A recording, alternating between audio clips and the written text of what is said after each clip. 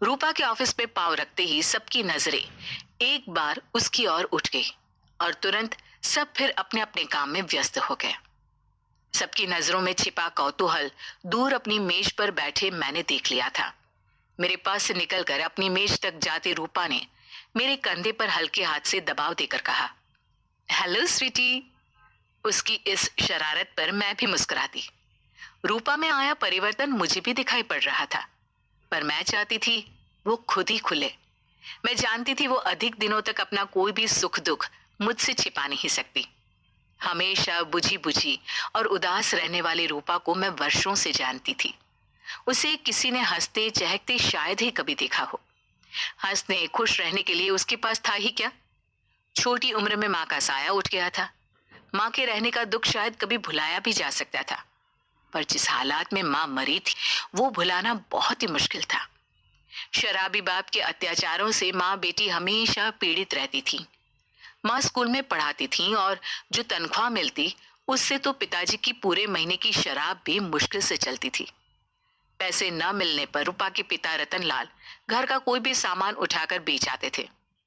जरा सा भी विरोध उन्हें आक्रामक बना देता। माँ बेटी को रुई की तरह धुन कर रख देते। धीरे धीरे रूपा की माँ भूख, तनाव और मारपीट सहते सहते एक दिन चुपचाप बिना चीखे चिल्लाए चल बसी। उस वक्त रूपा 9वीं कक्षा में पढ़ती थी। बिना माँ की किशोर होती बेटी को एक दिन मौसी आकर उसको अपने साथ ले गई। मौसी तो अच्छी थी, पर उनके बच्चों को रूपा फूटी आंख न भाई। मौसी के घर की पूरी जिम्मेदारी धीरे धीरे रूपा पर आ गई। किसी तरह वहीं रहकर रूपा ने ग्रेजुएशन किया। ग्रेजुएशन करते ही रतनलाल आधम के और सबके विरोध के बावजूद रूपा को अपने साथ ले गए। इतने दिनों बाद उनकी ममता उमड़ने का कारण जल्द ही रूपा की समझ में आ गया। उन्होंने उसके लिए एक नौकरी का प्रबंध कर रखा था। रूपा की नौकरी लगने के बाद कुछ दिनों तक तो रतनलाल थोड़े थोड़े करके शराब के लिए पैसे ऐंठते रहे। फिर धीरे धीरे उनकी मांग बढ़ती गई। पैसे न मिलने पर चीखते चिल्लाते और गालियां बकते थे। रूपा 2-3 साड़ियों को साफ सुथरा रखकर किसी तरह अपना काम चलाती। चेहरे पर मेघ छाए रहते। सारे सहयोगी उसकी जिंदगी से परिचित थे।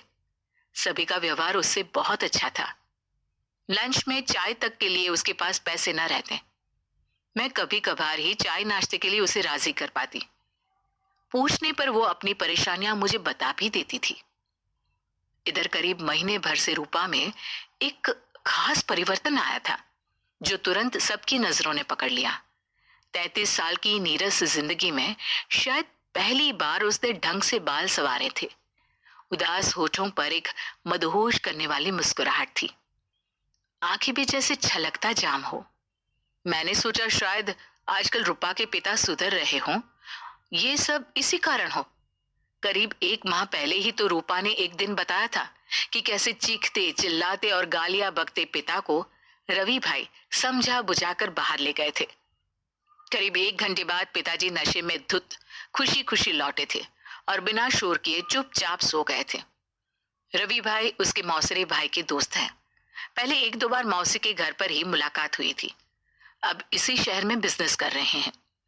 ऐसे ही रूपा ने बातचीत के दौरान बताया था कि अब पिताजी चीखते चिल्लाते नहीं, क्योंकि रवि भाई की दुकान पर बैठे रहते हैं। काफी रात गए वहीं से पी कर आते हैं और चुपचाप सो जाते हैं। 2 महीने बाद अचानक एक दिन सुबह सुबह रूपा मेरे घर आ पहुंची। बहुत खुश नजर आ रही थी, जैसे जल्दी जल्दी बहुत कुछ बता देना चाहती हो। पर मुझे व्यस्त देखकर उसने जल्दी जल्दी मेरे काम में मेरा हाथ बटाना शुरू कर दिया। नाश्ता मेज पर सजा दिया। मुन्ने को नहलाकर स्कूल के लिए तैयार कर दिया। पति व बच्चों को भेजकर जब हम दोनों नाश्ता करने बैठी तो ऑफिस जाने में अभी 1.5 घंटा बचा था। रूपा ने ऐलान कर दिया कि आज ऑफिस में छुट्टी करेंगे। मैंने आश्चर्य से कहा, क्यों भाई, छुट्टी किस लिए? 1.5 घंटे में तो पूरा नॉवेल पढ़ा जा सकता है, सुना भी जा सकता है। पर वो 1.5 घंटे में सिर्फ एक लाइन ही बोल पाई, मैं रवि से शादी कर लूं रत्ना।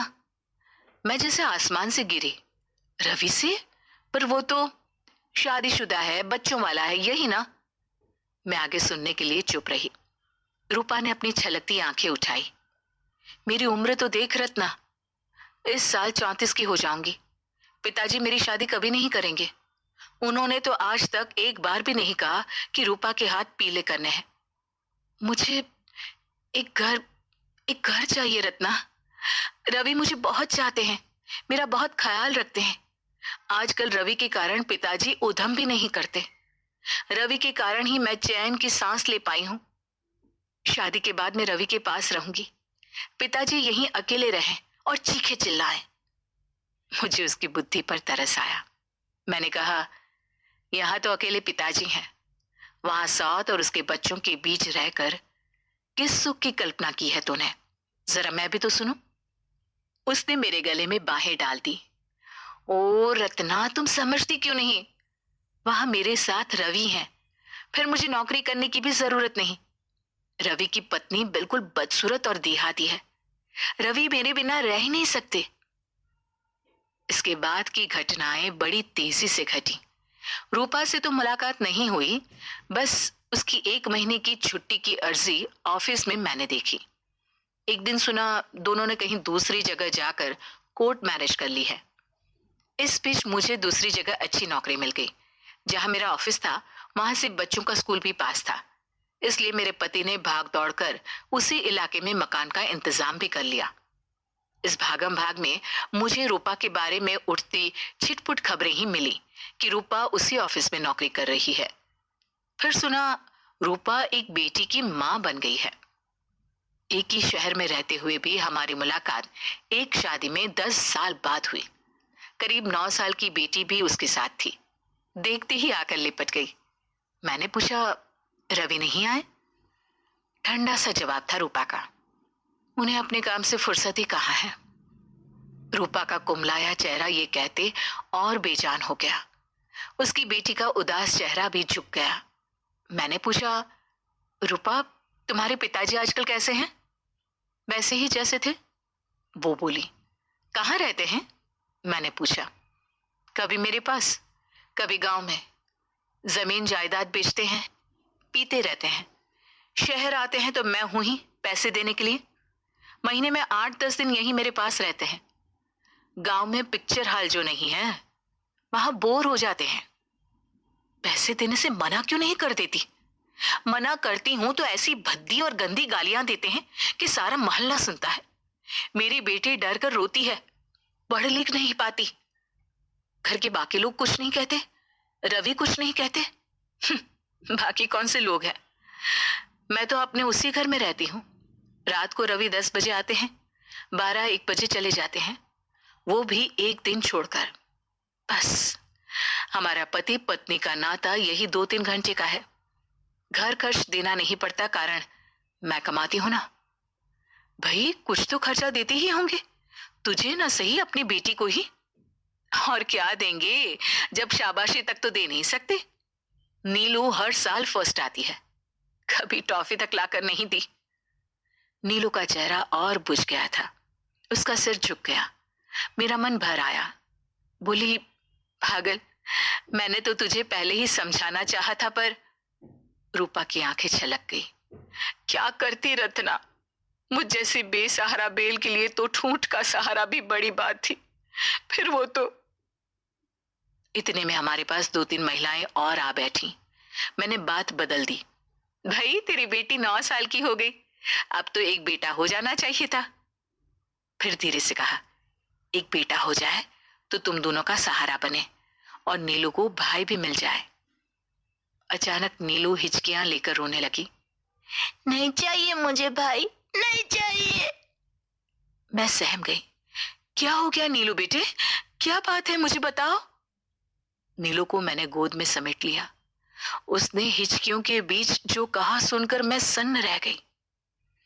मौसी, वो भी नाना और पापा की तरह माँ को तंग करेगा, वो भी लड़का है। मैं हैरान से उसे गोद में समेटे बैठी, उसके भविष्य के बारे में सोचती रह गई। इस नन्ही सी उम्र में उसने 2 ही पुरुष देखे, एक नाना और दूसरा पापा। दोनों ने उसके कोमल मन पर पुरुष मात्र के लिए एक खौफ और नफरत पैदा कर दी थी। हम चलने लगे तो रूपा भी चल दी। गेट के बाहर निकले तो रवि को एक महिला के साथ अंदर जाते देखा। समझते देर नहीं लगी कि ये उसकी पहली पत्नी है। सिटानियों जैसी गर्वीली चाल, कमर से लटकता चाबियों का गुच्छा और जेवरों से लदी उस अनपढ़ सावली के चेहरे की चमक के सामने रूपा का गोरा रंग, सुंदर देह, खूबसूरत नाक नक्श, कुम्हलाया सा चेहरा फीका पड़ गया। एक के चेहरे पर पत्नी के अधिकारों की चमक थी तो दूसरी का चेहरा अपमान और अवहेलना से बुझा हुआ। मैं नहीं चाहती थी कि रूपा और नीलू की नजर भी उन पर पड़े, इसलिए मैंने जल्दी से कार का दरवाजा खोला और उन्हें